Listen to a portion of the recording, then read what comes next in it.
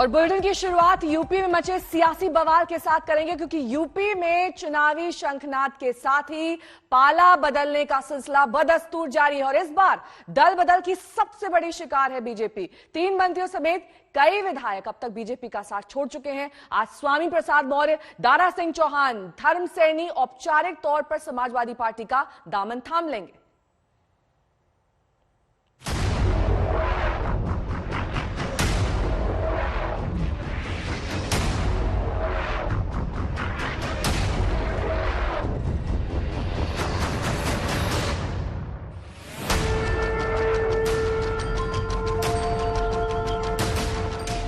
चुनावी शंखनाद के साथ ही उत्तर प्रदेश के बीजेपी खेमे में ऐसी खलबली मचेगी, ये किसी चुनावी पंडित ने सोचा भी नहीं था। विधायक से लेकर मंत्रियों तक के बीजेपी छोड़ने की रफ्तार तेज है और आज इस बात से पर्दा उठने वाला है कि ये नेता कमल छोड़कर जा कहां रहे हैं। वैसे तमाम इशारे साइकिल की तरफ है।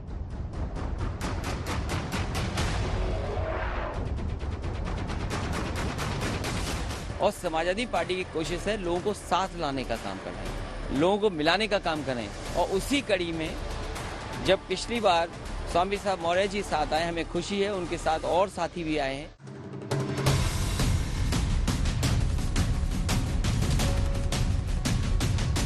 बीजेपी से पाला बदलने की शुरुआत स्वामी प्रसाद मौर्य से हुई और गिनती कहां तक जाएगी, दावे अलग अलग हैं।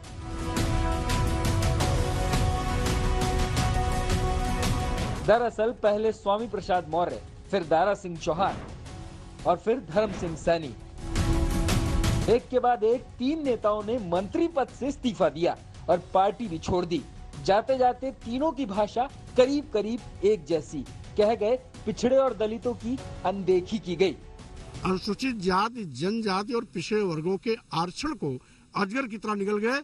ये वही अनुसूचित जाति पिछड़े लोग हैं जो बहुजन समाज पार्टी से निकल कर भारतीय जनता पार्टी में आकर के पूर्ण प्रचंड बहुमत की सरकार बनाई। इसलिए गलत नीतियों के चलते जो उन्होंने जुल्म ज्यादती उत्तर प्रदेश के लोगों पर किया है, उत्तर प्रदेश के लोग इसका बदला लेंगे।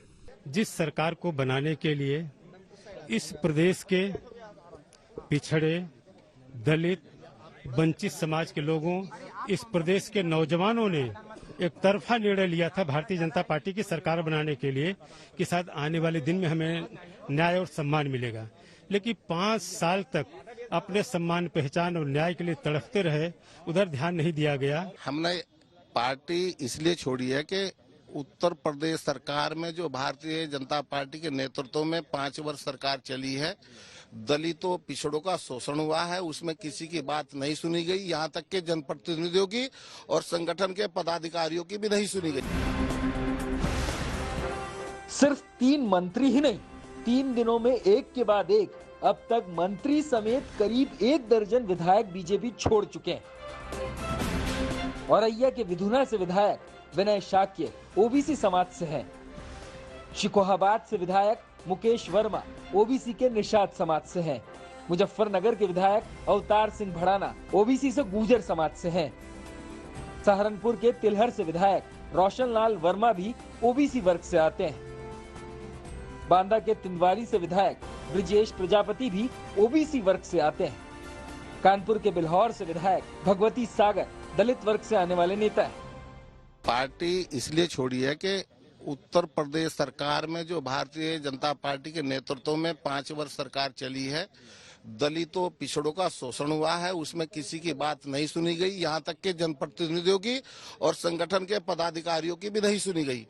कहीं कोई किसी तरह की बात नहीं सुनी गई और इसी का कारण था कि अभी पिछले 1-2 सत्र पहले 140 विधायकों ने धरना दिया था सदन में सरकार के खिलाफ। ना तो दलितों का हित, न शोषितों का हित, न पिछड़ों का हित, न अल्पसंख्यक का हित, केवल और केवल अपने हित में लगे हुए हैं। केवल और केवल 5 वर्ष में इन्होंने अगर अपना विकास किया है, अपना हित किया है, अपने जगह जगह, मैं बताना चाहता हूँ 70 साल में कहीं इतने बीजेपी के ऑफिस नहीं बने। हर जिले में ऑफिस, एक नहीं 2-2 ऑफिस। मैं बताना चाहता हूँ कि उन्होंने अपना विकास किया है, गरीबों का विकास नहीं किया। कि आप बीजेपी छोड़ रहे हैं? हाँ, ठीक है, छोड़ दिया। आप किसके साथ जा रहे हैं? अच्छा, स्वामी प्रसाद मौर्य जी के यहाँ पर बीजेपी में इस बगावत का असर चुनाव में दिख सकता है, क्योंकि स्वामी प्रसाद मौर्य का दावा है कि अभी तो ये ट्रेलर है, पूरी पिक्चर बाकी है जो आज रिलीज होगी।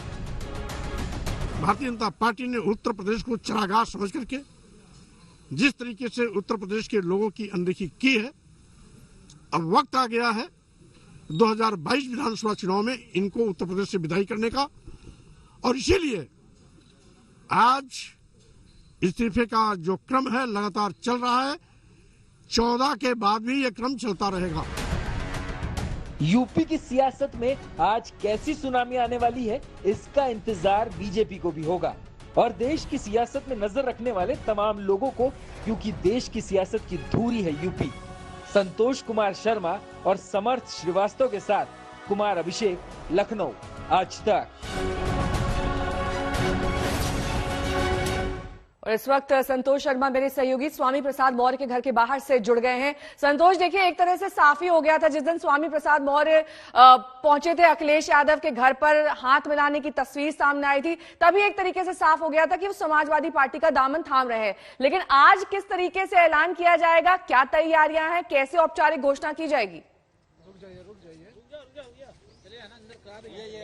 देखिए, बीते 4 दिनों से जिस तरीके से स्वामी प्रसाद मौर्य हमलावर हुए हैं त्यागपत्र देने के बाद से, उसके बाद लगातार ये बातें हो रही थी। स्वामी प्रसाद मौर्य भी कह रहे थे कि अभी 14 तारीख को निर्णय होगा। उसके बाद से अभी जैसे स्वामी प्रसाद मौर्य के हम घर पर मौजूद हैं, तमाम लोग यहाँ पर आए हुए हैं। कहाँ से आए हैं? मैं कानपुर से आया हूँ।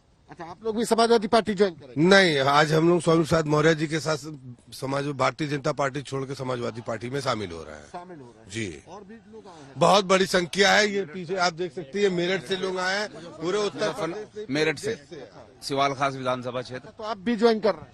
हाँ जी, स्वामी जी के साथ हैं हम। सबसे बड़ी बात कि बीते 4 दिनों से लगभग 16 ऐसे विधायक और 3 मंत्री, मतलब कुल मिलाकर 16 लोग ऐसे हैं जिन्होंने बीजेपी को अलविदा कह दिया, जिसमें 3 मंत्री हैं, स्वामी प्रसाद मौर्य हैं, धर्म सिंह सैनी है, दारा सिंह चौहान है, और उसके बाद विधायकों की पूरी झड़ी, ये पूरी संख्या 16 मौजूदा विधायकों की पहुंच चुकी है। आज स्वामी प्रसाद मौर्य का कहना है कि जब 14 तारीख को जो समाजवादी पार्टी जब वो ज्वाइन करेंगे, जाएंगे, ये उनका घर है और यहाँ से पूरा पैदल मार्च करते हुए वो जाएंगे, तो एक बड़ा जनसैलाब और तमाम और लोग भी उनके साथ ज्वाइन कर सकते हैं। अभी एक सस्पेंस बरकरार है, क्योंकि 2 दिनों से स्वामी प्रसाद मौर्य कह रहे थे कि 14 तारीख को बड़ा धमाका करेंगे। अब ये बड़ा धमाका किसी बड़े नेता की ज्वाइनिंग से होगा या कोई और स्टेप देख रखा है स्वामी प्रसाद मौर्य के द्वारा, यह भी सस्पेंस बरकरार है। लेकिन 11 से 11:30 के बीच में स्वामी प्रसाद मौर्य अपने लाल लश्कर के साथ समाजवादी पार्टी के दफ्तर की तरफ कूच करेंगे। बहुत बहुत शुक्रिया संतोष इस तमाम जानकारी के लिए आपका। और इस बीच आज बीजेपी अपने उम्मीदवारों की पहली सूची जारी कर सकती है। सूत्रों के हवाले से खबर आ रही है कि कल 113 नामों पर फैसला हो चुका है, मोहर लग चुकी है, और इसमें सबसे बड़ा नाम सीएम योगी आदित्यनाथ का इसलिए है क्योंकि उनके अयोध्या से चुनाव लड़ने की खबर लगभग पक्की है। राम की नगरी में बंटने लगी मिठाइयाँ, संत महंत देने लगे बधाइयाँ, तो चौक पुराओ मंगल गाओ, क्योंकि ऐसी खबर आई है कि राम के सबसे बड़े भक्त राम की नगरी से चुनाव लड़ने की तैयारी कर रहे हैं। योगी आदित्यनाथ के अयोध्या से चुनाव लड़ने की पूरी तैयारी है, बस औपचारिक ऐलान बाकी है।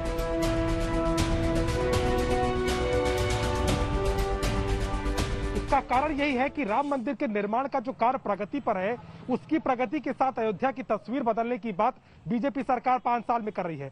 मंदिर ही नहीं, सड़कों से लेकर के शहर का सौंदर्यीकरण हो, भव्य दीपोत्सव हो, और यहाँ तक इस पूरे इलाके में कहीं ना कहीं यूपी की एक तस्वीर अयोध्या से बनती हुई पिछले 5 सालों में नजर आई है। और यही कारण है कि अयोध्या का चुनाव करके कहीं ना कहीं मुख्यमंत्री योगी आदित्यनाथ इस गढ़ को बनाने की कोशिश करेंगे, जो लगातार बीजेपी को फायदा पहुंचाता रहा है। जैसे ही ये खबर अयोध्या पहुंची, अयोध्या में उत्सव शुरू हो गया।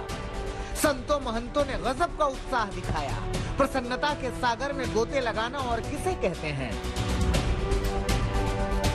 लड्डू पेड़ा, ये उत्सव का माहौल हो गया है, क्योंकि अयोध्या वासी साधु संत धर्माचार्य हमेशा से ये मांग करते रहे हैं कि योगी जी अयोध्या से चुनाव लड़ें। 99% जनता अयोध्या की योगी जी के साथ में है और प्रचंड बहुमत से योगी जी जीतेंगे। 350 से ज्यादा सीटें बीजेपी की आएगी। बहुत बढ़िया बदलाव आएगा और तरक्की होगी, अयोध्या का और विकास होगा, और अभी काम सब चल ही रहा है, बहुत विकास होगा। बताया जा रहा है कि अयोध्या में सदर सीट से संख्या नंबर 275 से योगी आदित्यनाथ चुनाव लड़ सकते हैं। मुख्यमंत्री के सलाहकार यहां लोगों का रुख परख चुके हैं और इस सदर सीट के ही दायरे में आते हैं भव्य राम मंदिर और हनुमानगढ़ी का क्षेत्र।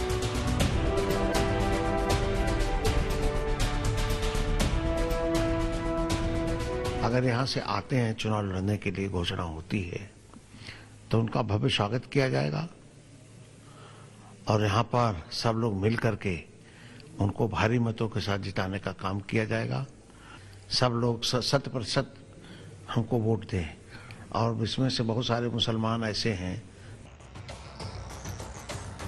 तो कहने के लिए भले ही सरकार लखनऊ से चलती रही, लेकिन योगी को भक्ति की शक्ति अयोध्या से मिलती रही। वो अयोध्या आते रहे, शीश झुकाते रहे, राम के जयकारे लगाते रहे।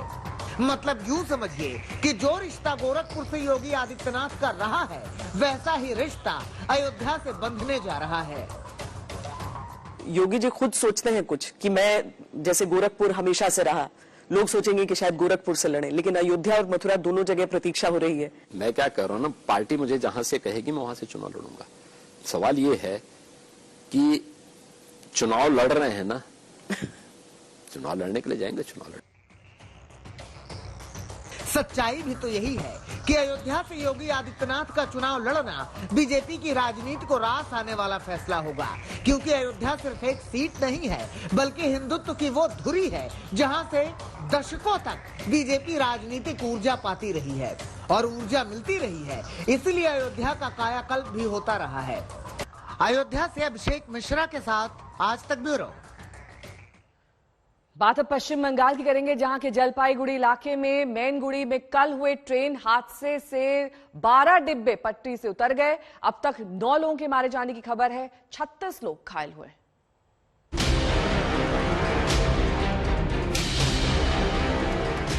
तस्वीरें बता रही हैं कि हादसा कितना गंभीर है। एक के ऊपर एक लदे गाड़ी के डिब्बे, यात्रियों को बचाने की कोशिश करते लोग। कुछ खुशकिस्मत थे कि बच गए, वहीं कुछ घरों के चिराग बुझ गए। कोई डिब्बों के बीच फंस गया तो कोई ट्रेन के नीचे आ गया। चारों तरफ चीख पुकार मच गई।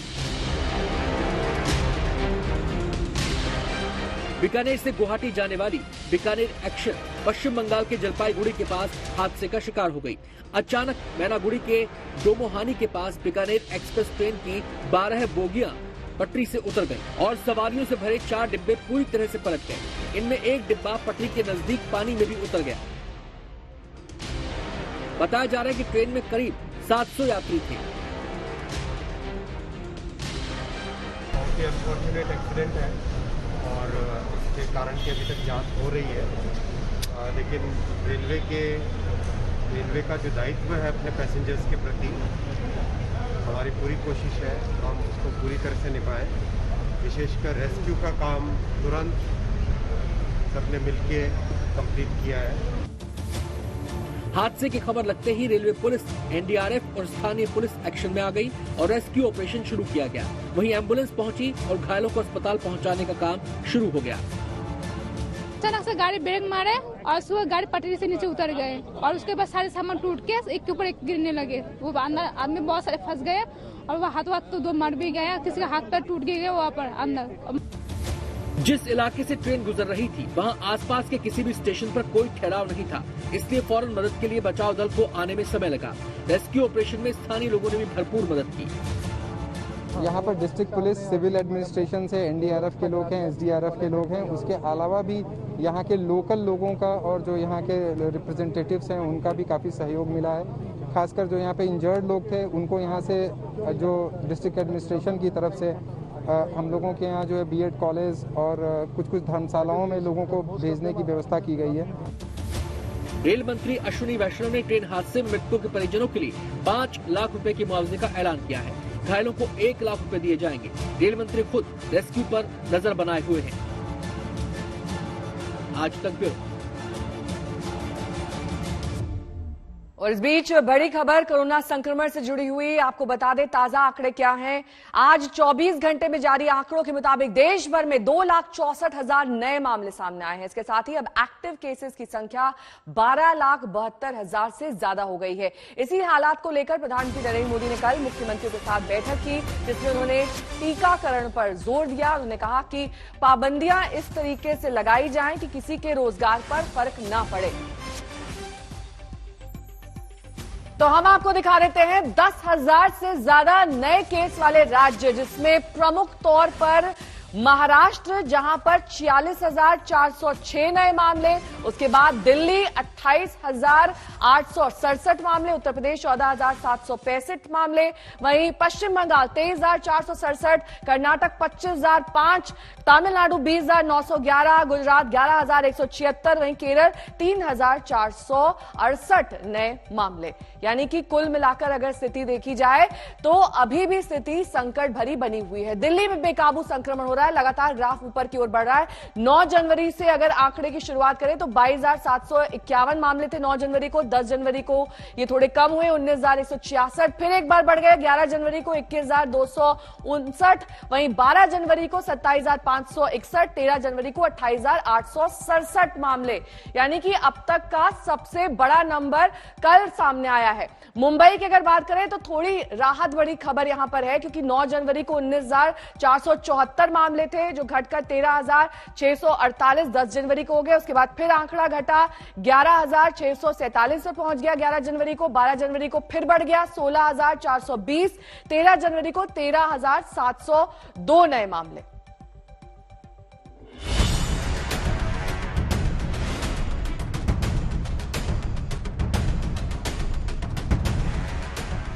कोरोना के संक्रमण काल ने बढ़ाई टेंशन। देश में तीसरी लहर से गहराया संकट। संक्रमण से बचाव को लेकर पीएम मोदी का मंथन। कैसे सुधरे हालात, कैसे रुके संक्रमण? सवाल बेहद अहम है। रोजाना जारी होने वाले आंकड़े बता रहे हैं कि इस महामारी की तीसरी लहर ने देश को परेशान कर दिया है। दूसरी लहर का दंश झेलने वाला हिंदुस्तान प्रार्थना कर रहा है कि तीसरी लहर का कहर वैसे ना टूटे। अब तक तो हालात काबू में दिख भी रहे हैं, फिर भी तैयारियों को तेज किया जा चुका है। उन्हीं पर मंथन के लिए प्रधानमंत्री मोदी ने गुरुवार की शाम मुख्यमंत्रियों के साथ एक अहम बैठक की। उन्होंने ओमिक्रॉन जैसे तेजी से संक्रमित करने वाले वेरिएंट को लेकर सभी को आगाह किया। साथियों, ओमिक्रॉन को लेकर पहले जो संशय की स्थिति थी वो अब धीरे धीरे साफ हो रही है। पहले जो वेरिएंट थे उनकी अपेक्षा में कई गुना अधिक तेजी से ओमिक्रॉन वेरिएंट सामान्य जन को संक्रमित कर रहा है। अमेरिका जैसे देश में एक दिन में 14 लाख तक नए केसेस सामने आए हैं। प्रधानमंत्री ने ये भी कहा कि कड़ी मेहनत ही जीत का एकमात्र विकल्प है।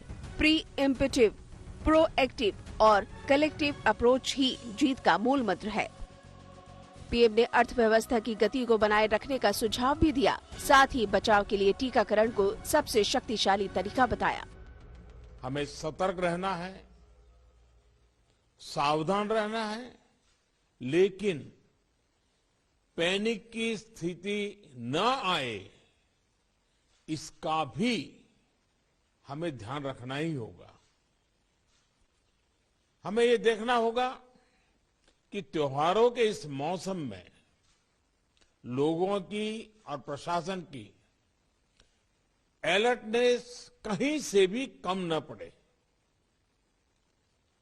पहले केंद्र और राज्य सरकारों ने जिस तरह प्रीएम्प्टिव, प्रोएक्टिव और कलेक्टिव अप्रोच अपनाई है, वही इस समय की जीत का मंत्र है। प्रधानमंत्री मोदी की यह बैठक उस वक्त में हुई जब देश के कुछ राज्यों में स्थिति गंभीर हो चुकी है। संक्रमण की रफ्तार इतनी तेज है कि देश भर में एक दिन के संक्रमण का आंकड़ा 2.5 लाख के पार जा चुका है। सबसे ज्यादा संक्रमित मरीजों का हाल भी जान लीजिए। महाराष्ट्र में 46,406 नए केस मिले हैं, जो बुधवार की तुलना में थोड़े कम है। दूसरे नंबर पर दिल्ली है, जहां गुरुवार को 28,867 नए मामले मिले। पश्चिम बंगाल में कल 23,467 केस दर्ज किए गए, जबकि कर्नाटक में कल 25,005 केस और तमिलनाडु में 20,911 केस मिले। सुशांत बेहरा मेरे सहयोगी इस वक्त तमाम जानकारी के साथ जुड़ गए हैं। सुशांत, देखिए अब धीरे धीरे लगातार दिल्ली में मामले बढ़ रहे हैं, चिंता का विषय है। हालांकि लॉकडाउन नहीं लगेगा, ये साफ मुख्यमंत्री की ओर से किया गया है, लेकिन अस्पतालों की क्या स्थिति है? वहां पर कितने नए मरीज भर्ती हो रहे हैं? किस तरह की व्यवस्था है दवाई को लेकर, अन्य सुविधाओं को लेकर, और क्या अब धीरे धीरे हम अगले अलर्ट की ओर बढ़ रहे हैं? देखिए नेहा, मैं आपको जानकारी दे दूं कि कल दिल्ली में 28,000 से ज्यादा मामले सामने आए। संक्रमण दर जो है वो 29% पर पहुंच गई। यानी पिछले साल जब कोरोना की दूसरी लहर देश भर के अंदर आई थी, उस वक्त 3 मई को जो संक्रमण दर थी वो 29.21 पर थी, लेकिन कल जो संक्रमण दर आई है वो 29.55 पर पहुंची। यानी कि 3 मई का भी आंकड़ा जो है वो पार कर गया है। हालांकि राहत की बात यह है, क्योंकि कल दिल्ली के जो स्वास्थ्य मंत्री उनकी तरफ से ये कहा गया कि दिल्ली में जिस तरीके से संक्रमण दर बढ़ रही है, लगातार मामले बढ़ रहे हैं, उसमें हॉस्पिटलाइजेशन जो है वो काफी हद तक कम है। पिछले साल 10,000 के आसपास जो मामले आते थे, उनमें काफी हद तक हॉस्पिटलाइजेशन था, लेकिन इस वक्त 27,000 मामले आने के बावजूद भी हॉस्पिटलाइजेशन जो है वो काफी हद तक कम है। ये एक बड़ी राहत की बात है। लेकिन इस वक्त अगर कहा जाए तो दिल्ली के अंदर पीक जो है वो चल रही है। आने वाले दिनों के अंदर 1-2 दिन अभी और मामले जो है वो बढ़ सकते हैं। अस्पतालों के अंदर व्यवस्थाएं पूरी हैं, सरकार की तरफ से लगातार मॉनिटरिंग की जा रही है। अलग अलग अस्पतालों में बेड्स की संख्या जो है वो बढ़ाई जा रही है। इसके अलावा ऑक्सीजन, दवाइयों की कोई कमी ना हो, इसकी पूरी व्यवस्था सरकार की तरफ से की जा रही है। तमाम जो डिस्पेंसरीज हैं उनमें उनके जरिए जो है वो लोगों के घरों नजर तक बनाए रखिए, दवाई क्योंकि पहुंचाने लगातार बढ़ते आंकड़े चिंता का सबब बने हुए हैं, और इस बात का जिक्र प्रधानमंत्री नरेंद्र मोदी ने भी कल किया था। बात ठगी की एक हैरान करने वाली घटना की करेंगे। दिल्ली से सटे गुड़गांव में करोड़ों की ठगी में बड़ा खुलासा हुआ है। करोड़ों की इस ठगी मामले में मास्टरमाइंड को पुलिस ने गिरफ्तार किया है। हैरान करने वाली बात यह है कि एनएसजी में कॉन्ट्रैक्ट दिलवाने के नाम पर वारदात को अंजाम दिया गया।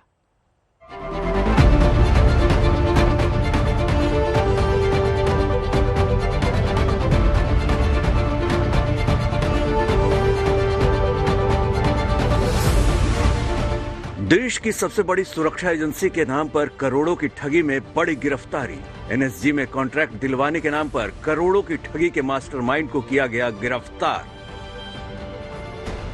एनएसजी कैंपस से 16 किलोमीटर दूर लंबी पेरिफेरल रोड एसटीपी बनाने, सेंट्रल वेयर हाउस के कॉन्ट्रैक्ट दिलवाने के नाम पर दिया गया था 100 करोड़ से ज्यादा की ठगी की वारदात को अंजाम। देश की सबसे बड़ी सुरक्षा एजेंसी यानी एनएसजी के नाम पर करोड़ों की धोखाधड़ी ठगी का मामला सामने आया है। दरअसल गुरुग्राम पुलिस को 3 नामी कंपनियों ने लिखित शिकायत देकर गुहार लगाई थी कि प्रवीण यादव नाम के शख्स ने खुद को डिप्टी कमांडेंट बता एनएसजी कैंपस में पेरिफेरल रोड बनाने, एसटीपी बनाने और हाउसिंग फ्लैट्स बनाने को लेकर फर्जी दस्तावेजों, एनएसजी कैंपस स्थित एक्सिस बैंक में फर्जी एनएसजी हेडक्वार्टर्स के नाम से अकाउंट खुलवा करोड़ों रुपए ट्रांसफर कर पीड़ित कंपनियों से करोड़ों रुपए की ठगी कर फरार हो गया। बहरहाल गुरुग्राम पुलिस ने पीड़ित कंपनियों की शिकायत पर मामला दर्ज कर वारदात के मास्टरमाइंड प्रवीण यादव और 3 अन्य को गिरफ्तार कर लिया है। खोल के लोगों को ये कह के कि यहाँ में मानेसर कम्प्लेक्स में एक रोड बनाना है, कुछ स्टाफ क्वार्टर बनाने हैं, कुछ और बाकी कंस्ट्रक्शन का काम करवाना है, तो उसके लंबे चौड़े टेंडर का उनको प्रलोभन दे के और इस तरह से लोगों के साथ इन्होंने ठगी की। अब मेन अक्यूज्ड है मिस्टर परवीन यादव, उनकी मिसेज है ममता यादव, उनकी बहन ऋतुराज यादव और मिस्टर दिनेश को हमने गिरफ्तार किया है। और इसमें जो सारे इस साजिश के रचयिता थे परवीन यादव, वो खुद ही था, तो उसी के इर्द गिर्द ये सारी स्टोरी घूमती है। और उसके जो ये परिजन थे उन्होंने इसका सहयोग किया, उनको हमने गिरफ्तार करके और ये रिकवरीज की हैं। वहीं पुलिस ने गिरफ्तार आरोपियों की निशानदेही पर 18 करोड़ रुपए की राशि और 4 लग्जरी गाड़ियों को कब्जे में ले लिया है। इस मामले में शिकायतकर्ता की माने तो वारदात का मास्टरमाइंड प्रवीण यादव पीड़ित कंपनियों से जून 2020 में मिला और खुद को आईपीएस अधिकारी बता एनएसजी में ऑन डेपुटेशन पर डिप्टी कमांडेंट होने की बात कही, जिसके बाद पीड़ित लोग इसके झांसे में आते चले गए। प्रवीण यादव ने एनएसजी परिसर में ही कई मीटिंग्स कर पीड़ित कंपनियों को विश्वास में लिया और करोड़ों रुपए एनएसजी हेडक्वार्टर्स के नाम से बनाए गए फर्जी अकाउंट्स में ट्रांसफर करवाकर पीड़ितों को चक्कर कटवाने शुरू कर दिए। शक हुआ तो सुबह से मैं इसके पीछे लगा हुआ था कि जो हमारा बैलेंस रिफंड होना है उसकी ड्यू डेट 4 तारीख थी, उसमें आप रिफंड कराओ, लेकिन उसने रिफंड नहीं कराया। तो 7 तारीख को शाम को इसका फ़ोन आता है और ये बोलता है कि मेरे पास कोई पैसा नहीं है, ये मैंने ठगी की है और इसमें मैंने सारा पैसा मैं शेयर मार्केट में डूब गया है, मेरे पास कुछ नहीं है। और उसके बाद इसने फ़ोन बंद कर दिया और हम लोगों ने 8 तारीख को सीपी साहब को कंप्लेंट फाइल कर दी थी और 9 तारीख को संडे को हमारी FIR लॉन्च हुई। प्रवीण यादव की बहन रितु यादव, जो कि एनएसजी कैंपस में स्थित एक्सिस बैंक की मैनेजर के पद पर तैनात हैं, उनकी मदद से फर्जी अकाउंट्स एनएसजी हेडक्वार्टर के नाम से खुलवाकर करोड़ों रुपए की धोखाधड़ी और ठगी को अंजाम दे डाला। गुरुग्राम से नीरज वशिष्ठ के साथ तंसीम हैदर, दिल्ली आज तक। और बात अब मौसम की करेंगे क्योंकि दिल्ली एनसीआर इस वक्त ठंड के साथ साथ घने कोहरे की मार से भी जूझ रहा है। तंसीम हैदर मेरे सहयोगी इस वक्त तमाम जानकारी के साथ जुड़ गए हैं। तंसीम, ऐसा कब तक चलने वाला है? जी देखिए, फिलहाल आने वाले 4-5 दिनों तक इस ठंड से राहत मिलने वाली नहीं है। जैसा कि कल से देखा जा रहा है कि कोहरा लगातार बढ़ रहा है। इस वक्त भी अगर आप मेरे पीछे देखेंगे तो दिल्ली का राजपथ आपको नजर आ रहा है, बिल्कुल धुंधला और कोहरे में एक तरह से पूरी तरह ढका हुआ है। तंसीम, पीछे की तस्वीरें दिखा दीजिए क्योंकि कुछ दिख नहीं रहा है, विजिबिलिटी काफी कम है। तो एक बार हम तस्वीरें अगर देख लें तो समझ आ जाएगा। कहेंगे कि ये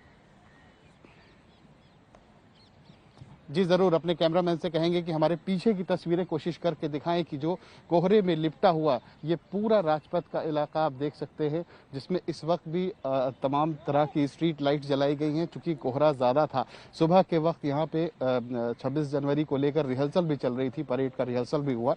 तो ये सारी चीजें यहाँ पे हो रही हैं इसी कोहरे में, इसी धुंध में। और टेम्परेचर जो है, जो कि ऐसा बताया जा रहा है, मौसम वैज्ञानिक ऐसा बता रहे हैं कि पश्चिमी विक्षोभ के चलते इस तरह का कोहरा और ठंड बढ़ी हुई है। पहाड़ी इलाकों में चूंकि बर्फबारी ज्यादा हुई है, लिहाजा ये ठंड और जो कोहरा है ये लगातार फिलहाल अभी बना होगा। आप देख सकते हैं वक्त 9:30 के आसपास हो गया है, उसके बावजूद भी कहीं से धूप का नामो निशान नहीं है और ये पूरा का पूरा जबरदस्त कोहरा है। जो रात से था अभी तक कोहरा पड़ा हुआ है, कहीं से भी धूप नजर नहीं आ रही है। बहुत बहुत शुक्रिया तंसीम, तमाम जानकारी के लिए आपका। हम आपको लखनऊ से आ रही आज की एक तस्वीर दिखाते हैं। बीजेपी छोड़ने वाले यूपी के मंत्री स्वामी प्रसाद मौर्य के घर के बाहर समर्थकों का जमावड़ा शुरू हो चुका है। मौर्य आज समाजवादी पार्टी में शामिल होने वाले। स्वामी प्रसाद मौर्य जिन्होंने बीजेपी छोड़ दी थी, मंत्री पद छोड़ दिया था, उसके बाद कयास लगाए जा रहे थे कि वो समाजवादी पार्टी को ज्वाइन कर सकते हैं। आज औपचारिक तौर पर वो इसका ऐलान कर देंगे। उन्होंने कहा था कि 14 तारीख का इंतजार कीजिए, साफ हो जाएगा। उनके घर के बाहर अब समर्थकों की भीड़ जुट गई है।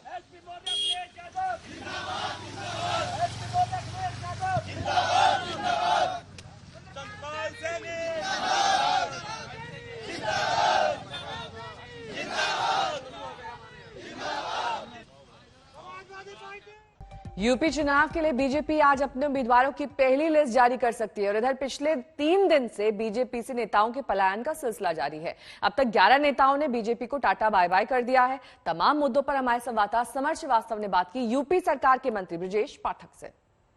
जी, क्या हो रहा है? यूपी चुनाव नजदीक जैसे जैसे आ रहा है, आपके पार्टी के ministers back to back Samajwadi Party join कर रहे हैं। दरअसल ये लोकतंत्र का महापर्व है और जब जब चुनाव आते हैं इस प्रकार की गतिविधियां देखने में आती रही हैं। लेकिन भारतीय जनता पार्टी अपने कार्यकर्ताओं के बलबूते बूथ स्तर से लेकर प्रदेश स्तर तक लगातार 5 वर्ष जनता के संपर्क में हम लोग रहे हैं। आदरणीय प्रधानमंत्री नरेंद्र मोदी जी की जो नीतियां रही हैं जनहितकारी, उनको लेकर के, प्रदेश सरकार की जो नीतियां जनहितकारी, उनको लेकर के हम जनता के साथ हर सुख दुख में हाजिर रहे हैं। और आप देखें जब परिणाम आएगा तो भारतीय जनता पार्टी के पक्ष में आएगा। हम पिछली बार से भी अधिक सीटें जीत करके सरकार बनाएंगे। समाजवादी पार्टी में अखिलेश यादव क्लेम कर रहे हैं लगातार कि उनके पास आपके सारे बड़े एमएलएज, मिनिस्टर्स जिनका अच्छा खासा दखल जिलों में है, स्पेशली पूर्वांचल में, उसको आप कैसे देखते हैं? अखिलेश यादव जिस तरह से क्लेम कर रहे हैं। दरअसल समाजवादी पार्टी का अपना कुछ नहीं है, वो दूसरे की व्यवस्था से सामान लेकर के अपनी दुकान चलाने का प्रयास कर रहे हैं और सत्ता का सपना देख रहे हैं जो कभी पूरा नहीं होगा। स्वामी प्रसाद मौर्य आपके क्लोज थे, बहुजन समाज पार्टी में आप लोग साथ में रहे, आप लोगों को सफर रहा, क्या आपने सोचा था कभी कि वो पार्टी छोड़ के? देखिए, मैं उस पर कोई कमेंट नहीं करना चाहता, ये उनकी इच्छा है, लेकिन मैं समाजवादी पार्टी के बारे में कहना चाहता हूँ जो जिसकी अपनी कोई व्यवस्था ही नहीं है, वो दूसरे लोगों की व्यवस्था के सहारे अपनी दुकान चलाना चाहते हैं, वो कभी पूरा नहीं होगा। के बढ़ते मामलों के बीच विश्व स्वास्थ्य संगठन ने चेतावनी जारी की है। WHO ने कहा है कि कोरोना का नया वेरिएंट ओमिक्रॉन इम्यून को चकमा दे सकता है, तो वहीं संक्रमण से होने वाली मौत से बचने के लिए वैक्सीन को बेहद जरूरी बताया गया।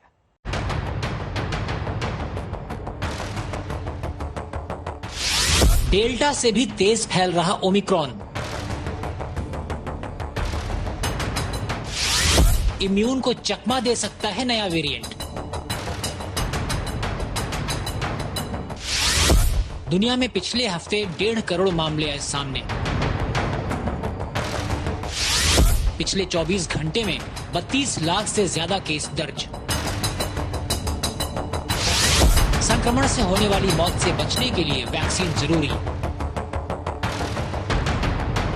कोरोना वायरस का ओमिक्रॉन वेरिएंट डेल्टा वेरिएंट के मुकाबले तेजी से आगे निकल रहा है और पूरी दुनिया में इस वेरिएंट के संक्रमण के आंकड़े तेजी से बढ़ रहे हैं, जिसे लेकर WHO ने चेतावनी जारी की है। विश्व स्वास्थ्य संगठन ने कहा कि ओमिक्रॉन कोरोना के डेल्टा वेरिएंट को मात दे सकता है। कुछ देशों में ओमिक्रॉन को डेल्टा पर हावी होने में समय लग सकता है। हालांकि एक राहत की बात यह भी है कि अन्य वेरिएंट की तुलना में ओमिक्रॉन से बीमारी की गंभीरता कम पाई जा रही है। डेल्टा वेरिएंट की तुलना में भले ही ओमिक्रॉन से बीमारी के कम गंभीर होने को लेकर कुछ आंकड़े हैं, लेकिन ये हल्की बीमारी नहीं है, क्योंकि ओमिक्रॉन के चलते भी दुनिया के कई देशों में लोगों को अस्पताल में भर्ती कराने की नौबत आ ही रही है। वहीं यूरोपियन मेडिसिन एजेंसी यानी EMA की माने तो ओमिक्रॉन वेरिएंट कोरोना महामारी के खतरे का अंत भी कर सकता है। फिर ये ऐसी हल्की बीमारी बनकर रह जाएगा जिसके साथ इंसान अपना जीवन आराम से जी सकता है। अन्य देशों के डेटा और ओमिक्रॉन के चाल चलन से एक बात तो कंफर्म होती है कि अगर वैक्सीनेशन पर और ज्यादा जोर दिया जाए और नियमों का पालन किया जाए तो कोरोना की तीसरी लहर से जल्द ही पार पाया जा सकता है। आज तक ब्यूरो।